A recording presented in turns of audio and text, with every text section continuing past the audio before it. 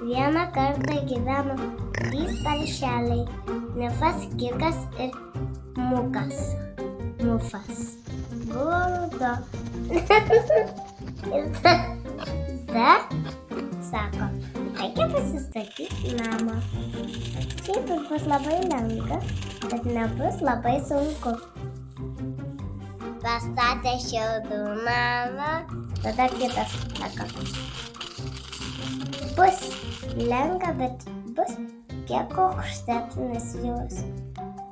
Ir taip greit atliksiu. Pastatė medinį namą. Ir tada sako, tai bus jau labai geras namas ir bus puiku. Pastatė kibyti namą. Ėjo, užsikišo namelį.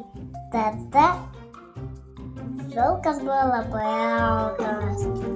Tai ėjo ir tada man pamatė mažus namelis. Pasižiūrėjo, kas tenais. Ir mato, o tenais nagi paršeliai viduj. Ir tada sako, paršeliai. Eina, patuksi. Au!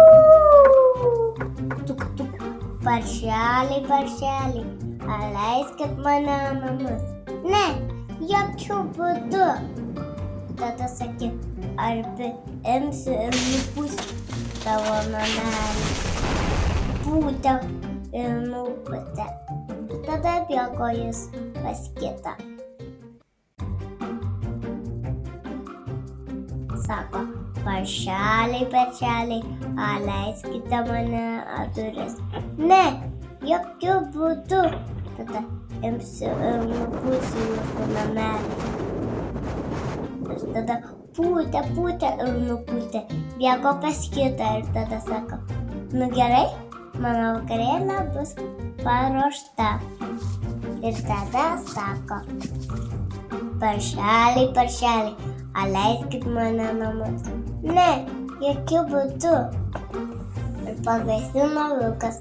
Tada sako, arba imsiu ir nupūsiu jūsų namelį. Pūtė, bet tūk oro. Ir tada sako, arba lipsiu per kamaną ir vis tiek jūs sušiupsi. Ir tada kišo uodegą kamaną ir atidengė dangtį. Au! Ir pabėgo, o paršeliai džiaugėsi. Pabaiga. Vieną kartą gyveno Vientakis, Pikis ir Kikis. Jie apsinorėjo gumos, sakė vienas Vientakis. O gal paprašyti mamų gumos, sako Pikis.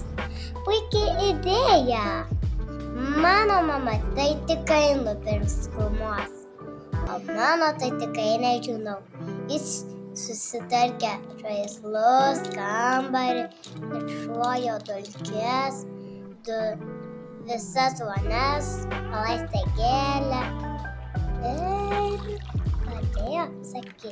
Ėjo ir pradėjo sakyti, mano mamytė, mieliausia mamytė. Aš daug tokių gerų darbų padariau. Ar galiu gauti gumos? Sakė, ne, vyra daugiau, nes labai nesveika.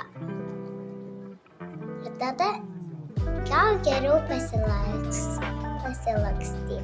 Mama sako, einam pasilakstyti, nes gumos nesveika. Tada eina kitas Vientakis išbandyti laimę ir sako, eina mamytei pasakyti, mano mieliausia mamytė. Aš tau parodysiu patį gražiausią ir nuostabiausią pasirodymą. Ir sako mama, mori. Ir Pikis pasakė, ar tikrai labai mori? Nu tai žinoma, Piki. Ir tada sako, bet mano pasirodymas turi kainą. O tai kokia ta kaina? Guma. O jau ne. gumos tikrai negaliu duoti. Ir tada jis sako, aš taip pat irgi nemačiau, negavau gumos. Tada ėjo pasisupti ir labai džiaugiasi.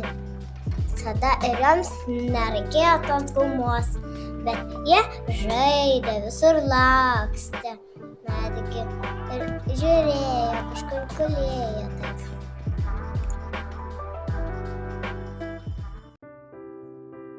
Vieną kartą gyveno pelenė ir ji buvo vargšutė ir jos buvo pelės daugios, paukščiukai.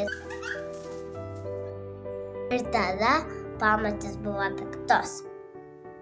Ir jos džiaugiasi viena kita, mylėjo viena kitą.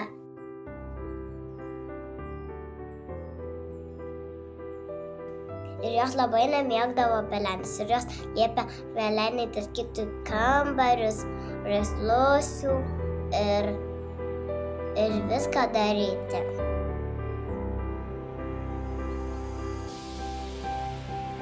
Ir tada pas jas atkeliavo laiškas, kad jas kviečia į puotą princas. Ir tada sako, aš įsirinksiu žmoną ir visas tokias laimingos buvo, taip pasipačiau auksais, deimantais.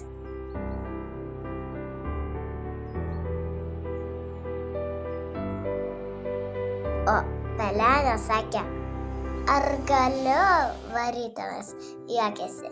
Ne, pelenė.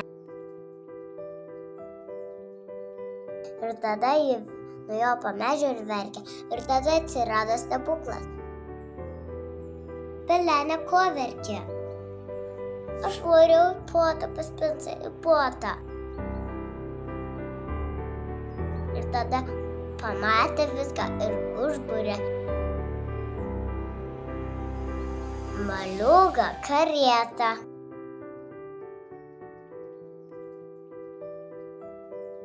Pelės žirgais, o princesė pavertė gražuolę. Ir tada ji nuėjo pas princą. Ir visi į ją žiūrėjo, nes ji buvo tokia graži. Ir ji nuostabi buvo, o pamatės pyko.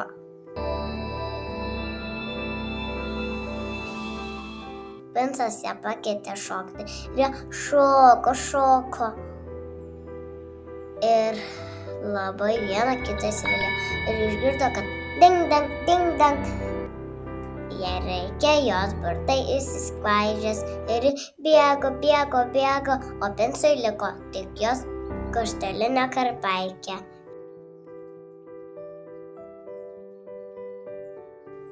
Nuo tos dienos jis atsikėlė ir tada buvo laiškas dar vienas, kad važiuoju pamatos, kam tiks.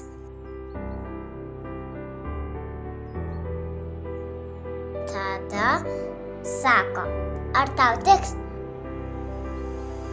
Pamatavo, bet jai matėsi kulnas. Ir kitoj pamatavo, o kitai pirštas matėsi. Ir tada pamatė, o sesės pykosi, taip nebandavo.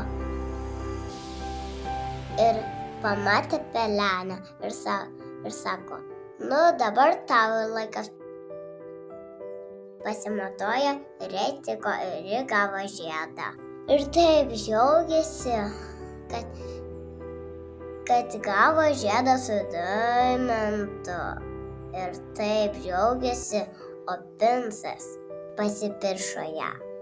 O sesės taip jam nepatiko, jos visai nemylėjo pelenės ir jos pavydėjo pelenę. Ir tada pasikeitė apotą. Ir tada susitikė su juo. Pabaiga.